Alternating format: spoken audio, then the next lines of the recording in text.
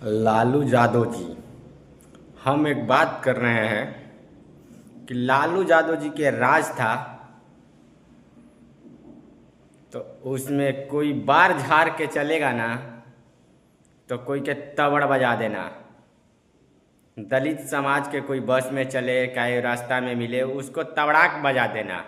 वो हम नहीं कह रहे हैं, ये लालू यादव खुद की है कहे हैं कि देखो उसको बार झाड़ के चल रहा है तो उसको 2 ताबड़ लगा दो, कान के नीचे बजा दो। ये कौन सा राजनीति था कि आप दलित समाज के देखना नहीं चाहते थे और जिताने वाला कौन था? दलित समाज।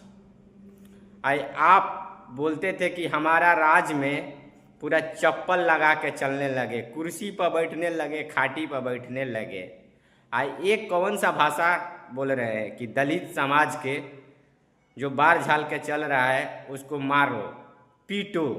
ये वीडियो पहले देख लीजिए, उसके बाद बात। गरीब का बेटा अगर बस पर आगे केस झाड़ के निकलता है, दलित है, पिछड़ा है, कहाँ नहीं छो। आप वीडियो देख लिए न, जब इनकारा ऊपर पड़ा हुआ है रोहिणी आचार्य। मैं रोहिणी आचार्य के गलत नहीं बोल रहा हूँ, हमारा भी बहन है, सबके बहन है।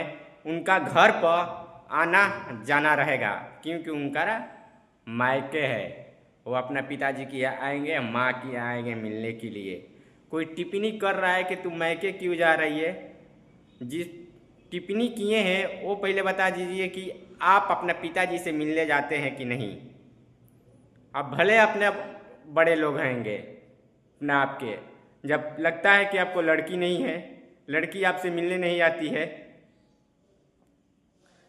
मैं एक बात बोल देता हूँ लालू जी, दूसरे के जब बोल रहे हैं ना मारने पीटने के बाद, तो आज अपने ऊपर आ गया कि दूसरे कोई चप्पल चला दिया राहनी जी के ऊपर। कि राहनी जी आप किरनी दे के अपने पिताजी के बचाए थे, क्यों? कि हमारा पिताजी हमारा नज़र के सामने रहा, सब कुछ देखने के मिले। बाकी उनका तो अब कुछ चल ही नहीं रहा है घर में। कोई भी आ रहा है बोल के निकल के चली जा रहा है, आज अपने ऊपर बीत रहा है तो क्या लगता होगा लालू जी के। हम नहीं चाहते थे कि एक वीडियो बना के डालूं। ये रोहिणी जी के एक रिकॉर्डिंग है, ये रिकॉर्डिंग में सुन लीजिए कि रोहिणी जी क्या बोल रही हैं और उसके बाद फिर बात कर रहे हैं। हाँ बोल रहा हूँ। रोहिणी आचार्य बोल रहे हैं। हाँ बताया जाए। कल क्या आप बोल रहे थे टीवी पे? तो बोल ही रहा हूँ, तो सुन ही ली है यार। नहीं, आप अपने मुंह से हमको बताइए ना, क्या बोल रहे थे? कौन बोला था आपको बोलने के लिए? नहीं कोई नहीं बोला था। मैंने कहा, मैंने जो बोला ही है कि बेटियों का काम है अपने घर में रहना शादी के बाद में, यही बोला था। ठीक है, मेरे हिसाब किताब मेरा रखे हैं कि हम कितना बार अपने माँ बाप के घर में जाते हैं। नहीं मैडम, मैं इतना नहीं रखी। मैंने ये कहा इसमें अगर कोई गलत कहा हो तो कहिए, आप बताइए। नहीं, क्या मतलब? तक अपने नैहर में नहीं रहना चाहिए, मैंने यही कहा था। हाँ, तो क्यों कोई एक मिनट, ज्यादा दिन मतलब कितना दिन होता है? 1 घंटा 2 घंटा कितना दिन का होता है? ज्यादा दिन बताइए आप। नहीं आप जितना आप, मेरा तो कहना यही था। आप चूंकि अभी लगता है आपकी तबीयत खराब है, आवाज भी नहीं आ रही है, मैं ये नंबर रख लेता हूँ आपको बाद में। नहीं, बाद में मेरा तबीयत बहुत ठीक है, आप बात कीजिए। बेटियों को कितना घंटा कितना दिन मायके में रहना चाहिए, खाली इसका हिसाब बताइए आप। भाई पर्व त्योहार उत्सव पर शादी ब्याह में आना चाहिए, फिर चले जाना चाहिए। हम वहाँ पे बैठते हैं, हम आपके घर में बैठते हैं। यार मैंने जो लगा जवाब दिया, अगर इसमें आपको कोई ऑब्जेक्शन है, बुरा लगा तो वो दूसरी बात है। नहीं, हमको कोई बुरा नहीं लगा। हमको बुरा लगा कि आप मेरी माँ का नाम लेके बोले कि राबड़ी देवी से बात हुआ। कब बात हुआ है राबड़ी देवी से आपका? मैंने नाम लिया, किशनदर में नाम लिया। मेरा कहने का मतलब वो दूसरा था, आप दूसरा समय। मैं थोड़े आपके खिलाफ हूँ। नहीं, मेरे खिलाफ की बात नहीं हो रहा। नहीं, यहाँ खिलाफ का बात नहीं हो रहा।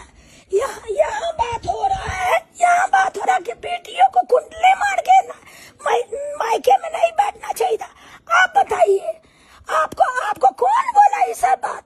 अब जाके लालू यादव, एक मिनट, आपकी माँ थोड़े बोली है कि कुंडली मारकर नहीं बैठ, मैं अपने से कहा कि बेटियों को आप भी एक कुंडली मार मिनट करके नहीं बैठ। एक मिनट, आप अपनी बेटियों को बोलिएगा, आप अपनी बहन को बोलिएगा, आप अपनी माँ को बोलिएगा, आप अपनी बहू को बोलिएगा। आप इस बेटी का जिम्मा नहीं लिए हैं, इस बेटी का जिम्मा लालू यादव, राबड़ी देवी लिया है। और कितना बार हम अपने मायके में आके बैठते हैं, जाके हिसाब किताब कर लीजिएगा। आपकी तरह घटिया आदमी नहीं है, समझे? अच्छा ठीक, हम अपने पति के घर में बैठते हैं, माँ बाप जब जब बुलाया है तब गए। इस बार भी आपका बॉस लीडर तेजस्वी यादव बुलाया था, तब हम गए थे।